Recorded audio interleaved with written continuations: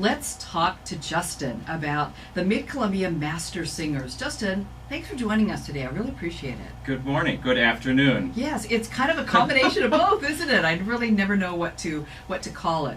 But the Master Singers have been in the Tri-Cities under a different name, started in 1986. And then you came on as the artistic director, I believe, in 2008. Is that right? That's right. Summer of 2008, my predecessor, Dr. Robert Bodie, who was also the conductor of the Mid-Columbia Symphony at the time, resigned his positions. He got a new teaching position at the University of Missouri in Kansas City. Wonderful opportunity for him to move on to enhance his career. And the Master Singers at the time, who were called Consort Columbia, the board decided to rebrand the organization to try to move it in a different direction.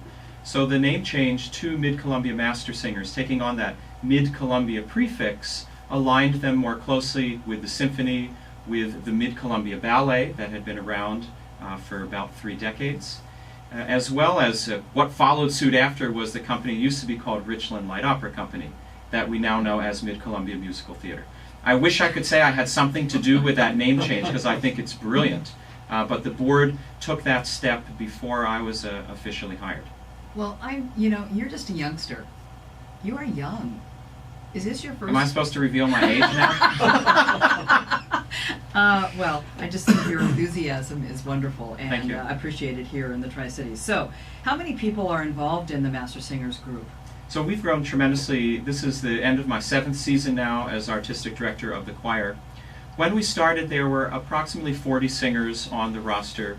The Master Singers defines itself as the premier auditioned community chorus of the Tri-Cities. It's open to any adult, but we are a more selective auditioned choir in that you can't necessarily just show up and sing. There's an audition process that you have to undertake to be a part of our roster. Since that time, we've grown from about 40 singers to over 150 total. Wow. On our roster. But within that 150, we've created 2 different tiers of membership. Nicholas Wallen, my colleague who conducts the Mid-Columbia Symphony, was hired at the exact same time that I was, in the summer of 2008. And I've gotten to know Nick. We are great friends. We work together well. And we partnered the 2 organizations so that the Symphony and Master Singers are doing the great choral orchestral repertoire. Just 2 weeks ago, Beethoven's 9th Symphony ended the Mid-Columbia Symphony season. So when we do these larger works, we really need more than 40 singers. Mm-hmm. So I grew the roster. We have now our symphonic choir, who do these larger projects, and our chamber choir, our smaller, more selective group that sing the majority of our season subscription concerts. That still hovers around that initial 40 members. So, describe people that are members. I mean, they have a hobby of singing. They don't have a career out of it, but they enjoy it. Is that who they are? What I love about community choirs, and community choir being that we are not affiliated with an academic institution or an institution of faith. We're not sponsored by church. We're not sponsored by school. We are an independent 501c3 nonprofit organization, and we cater to adults of all kinds. There are very few like myself who are trained, degreed musicians who do this for a living. In fact, a very, very small percentage of our singers. The majority of them have other full-time careers and interests. We have scientists at Battelle, we have engineers at Hanford, we have doctors, lawyers. Really covers the gamut of the different professions here in the Tri-Cities, or really in any community. People who have experience, whether they used to sing in school back in high school, they sang in choir, or they've managed to continue to find time to sing throughout their adult lives. So a very wide range of people who sing, a wide range of ages as well. And I think that's what makes community choir really exciting, because it is a true representation of the whole community. Well, are these people paid at all? Do they get any kind of compensation? The singers are not paid. They are volunteers, so in that way we are an amateur organization that all of our performers volunteer their time and talents and really become the heart of the organization, because there's nothing I could do without singers. You could have the greatest conductor in the world standing up in front of no one, and there's nothing that they can achieve. So we really rely on our volunteer singer base to do the wonderful work that we've done. Okay, so tell me, what is your next upcoming event? We're doing a project that we affectionately call our Summer Sing. And here we do away with the audition process, and we've opened the opportunity to sing with us to anyone in the community. Oh. We had our second rehearsal of this, what we call Summer Sing. We love alliterative titles because they're catchy and good marketing. We had our second Summer Sing rehearsal last night. I have just over 60 people who are participating in that project. And we will do a performance at the end of the month on Saturday, June 27th. We're sharing that concert with the Seattle Bach Choir. There are a number of choirs from the West Side who've taken an interest in the work that we're doing. They want to come sing with us. They want to hang out in Tri-Cities. They want to taste our wine. They want to be out on the river. Oh. So this will be a shared project with the Seattle Bach Choir on Saturday, June 27. It's a 2 o'clock show. We're doing an afternoon production. But funny that we don't have a place to do it yet. We don't have a venue for this performance yet. And it's coming up when? The end of this month? End of the month, yeah. Oh dear. Just a few weeks away. Well, doesn't that lead inconveniently to the other part of what I want to discuss today, and that has to do with just in general the arts in the Tri-Cities. And I think that you have probably a pretty good perspective, having been here multiple years now. But you know, the things that I hear over and over and over again is that the Tri-Cities lacks. That's the perception, that it lacks culture, that we lack the variety of music and art and that sort of thing. I don't know if that's true anymore, but I know that is a very strong perception. What do you think about that? I think that that perception exists because a lot of the arts that are being created in the community are not very visible. They are difficult to find because there's no centralized location, one, to go and know what's happening, or two, to just go and see it. There is no central venue, there's no central office where you can go and say, well, here's what's happening this weekend, and you can buy all your tickets to every event right here, right now. There's no central database, website, or physical location.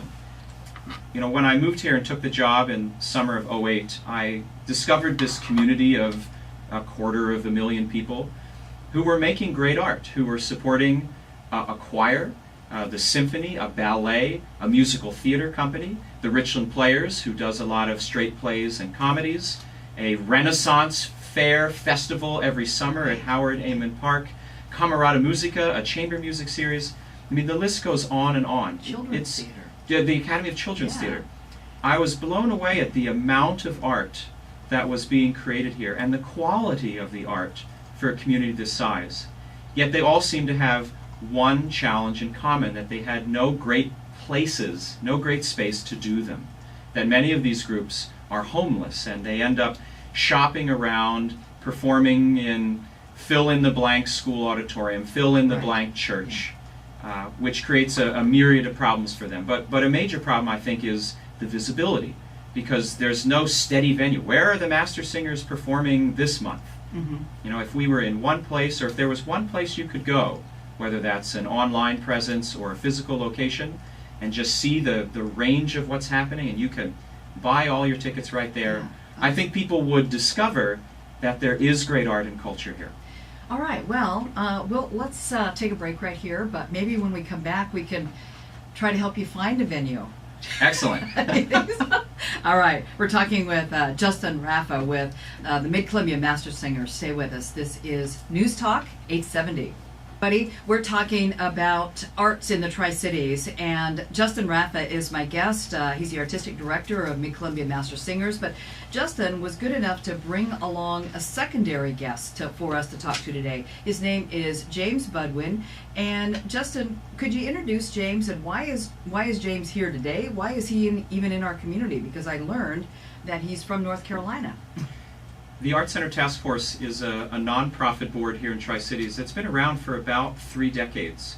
And their primary mission has been to build the much-needed, long-awaited regional performing arts center for our community. 3 decades? It's been around for a long time. There have been several previous efforts that obviously haven't gotten us across the finish line. Okay.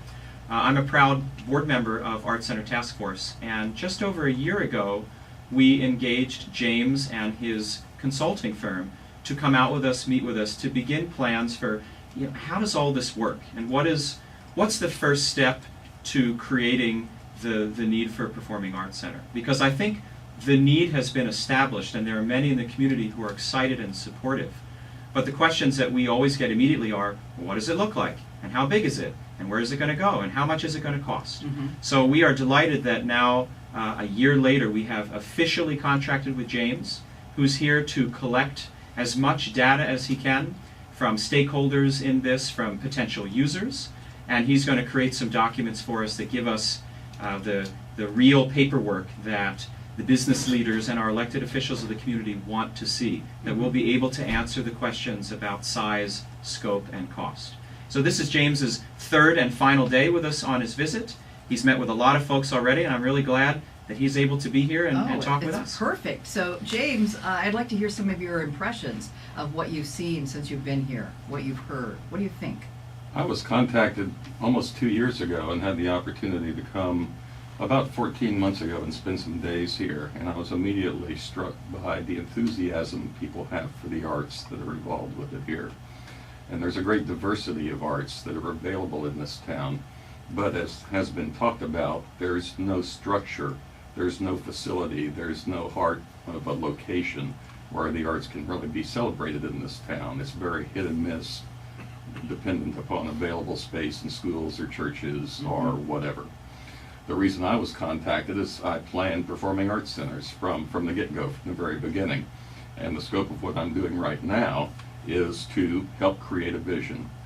We'll come out of a project in a month or so with an idea of how many seats we can have in the theater, what's it going to cost to build, how long it's going to take to construct, certainly a location of where it might be, and what specific organizations can use the facility, in addition to what new touring attractions can come to this town that aren't performing here right now. So it's a pretty comprehensive program, and it'll be the first step. The next step after that will be to engage architects, get a real flavor of what it looks like, engage some fundraising professionals, and determine how are we going to pay for this building and how are we going to sustain the building, which is on everyone's mind. First and foremost, people are on the same plate here. Everybody wants a new building with exceptional acoustics. There's no debate about that. If the sound's not right, don't bother. That's a very clear message. The second message is, if we're going to have a performing arts center, let's make sure it's not a white elephant. It's a performing arts center that we can sustain, whether it be through an endowment, whether it be through some government support. All of that still needs to be worked out. Okay, so have you seen any locations that look favorable? Well, you know, if you read the local paper in recent months, there's been a lot of talk about the Vista Field redevelopment. And a performing arts center could certainly be a very nice anchor to complement attracting retail and residential development on that prime location, which is really in the heart of the three cities. So, you know, first and foremost, that's a location that needs to be looked at, and preferably a Vista Field location that's close to the convention center, because a new performing arts center during the course of daytime hours could be a nice complement to attract more conventions and bigger conventions into town. So that certainly needs to be in the mix as well. Have you come to any conclusions about the number of seats? That's always kind of an interesting indicator of a building. There's a long-term vision here to have a 2,000-seat theater that will be a large theater that can accommodate major Broadway touring shows and the New York City Opera on tour, all those incredible events. But what the immediate need seems to be, according to the task force, is a mid-sized theater that so many of the local groups can use. And that would be under 1,000 seats, but probably not be too far under 1,000 seats, because groups such as the music theater, the symphony, need to be able to have probably at least 7 or 8 or perhaps 900 seats. And in some instances, of course, do more than one performance in those halls to make their projects work. So a reasonable sized theater, and what's really important in all of this is to get a project going into design and construction within the next 2 years, and conceivably have a project open in 5 years. That's not doable with a 2,000-seat theater, but there's a lot of belief amongst the community people here that a smaller theater that is very community driven can move on a much faster track And the sooner a venue's available for the multitude of local groups I've been talking to, the better. We've already talked to about 20 groups. It's really pretty amazing, and we've got more to talk to today. Well, is there any way that the first phase of the building could be built with the idea that it could be expanded and already, some of the infrastructure or acoustics or whatever are already built in? Absolutely. And you want to do a master plan not only for the Performing Arts Center, but for all of Vista Field, if that's where it goes, or whatever location it goes, because the ultimate goal, according to the task force, is not to put aside having a major 2,000-seat roadhouse, multi-purpose hall that can really support the symphony as it grows in the other organizations. Yeah. So you're right on track. Well, if you are listening to us today and are interested in joining in the conversation, you have a question, you want to make a comment, go ahead and give us a call. The number is 547-8726. So, Justin, I feel that my observation is, anyway, that you've taken on a role. I'm not sure that you jumped up and said, I want to volunteer to be the spokesperson for the arts in the Tri-Cities, but a lot of that has fallen on your shoulders. And I do see a lot more enthusiasm for the Arts Center today than we've ever seen before in the past. It was a far-flung idea that was often discussed. It was always on the list of the facilities districts, to put together the what are they called? The public facilities yes. districts, yeah.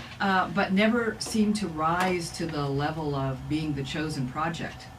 Well, I think there are two events in particular that are really happening simultaneously that has given a lot more of this energy and excitement behind the need for the Performing Arts Center. And one of which James already mentioned, the redevelopment opportunities that exist at Vista Field.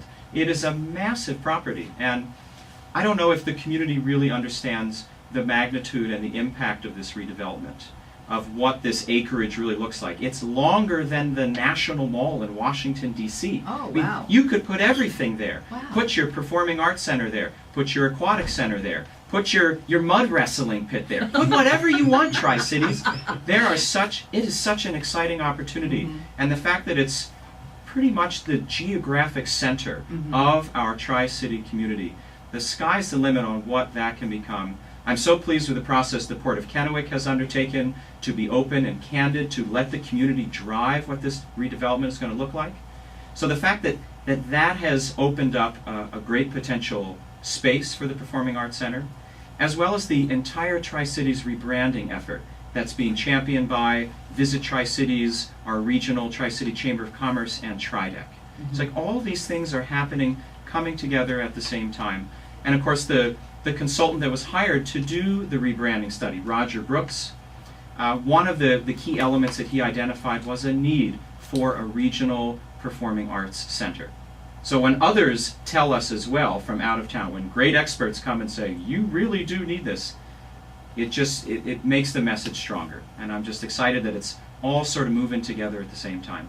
Well, I think when those experts who have a chance to look at cities all across the nation and they pick out what are the successful ways that cities are really brought together and citizens are very happy with their city. So I think that's where Roger Brooks came in. It was interesting because that same thing about branding and the need for certain types of facilities was mentioned just the other day when we talked to, here on the show, when we talked to Adam Peralta, who is one of the developers of the public market, the year-round public market that is being worked on. Another project in the works. So here, let me talk about this for a little bit. We see so many projects. Finally, it's like an explosion of excitement has occurred in the Tri-Cities. It's like people have awakened and they are saying, yeah, I really want a Reach Museum. I want a Carousel of Dreams. I want a aquatic center. I want all these things. The Southridge Sports Complex. Well, the complex is new, yes, and that was a city project, and I guess from a taxpayer point of view, which that's my role at this moment, how do we sustain those kinds of things? And so I look at this Performing Arts Center, which I think is very important to the Tri-Cities and moving us to the next level. We're not just a Hanford place. with a bunch of scientists, and scientists are good though, but we have other interests here. But how do we make all those things, pay for themselves? And if I had the answer to that question, I could run and be the mayor of the combined Tri-Cities. There you go. Yeah. What I can tell you that the Art Center Task Force's goal to build this new medium-sized facility, the numbers that we're sort of quoting right now and that James will confirm, somewhere between 10 to 15 million for the construction of this facility. And it's our goal to be able to raise that money without any kind of government support. If we can show the community that we are able to do this through support of patrons like you and me, through potential company corporate support, we're hoping that some of the key business players in our community who have been very generous to support the kinds of enterprises that you mentioned. Yeah. Gisa's name is on the Carousel Right. of Dreams. Gisa's name is also on the Powerhouse Theater in Walla Walla. If we can pull this off on our own and prove to the community that this can work, perhaps create an endowment fund that's going to support the operations. It is a challenging question, and part of the reason James is here is so we can start addressing that. And then the next step, bringing on some fundraising professionals to help guide us through this process. What we don't want to do is throw out a project to the community, to the taxpayers, that's pie in the sky, that's not realistic, that's too big, that's too expensive, and becomes this, what James has referred to as a white elephant.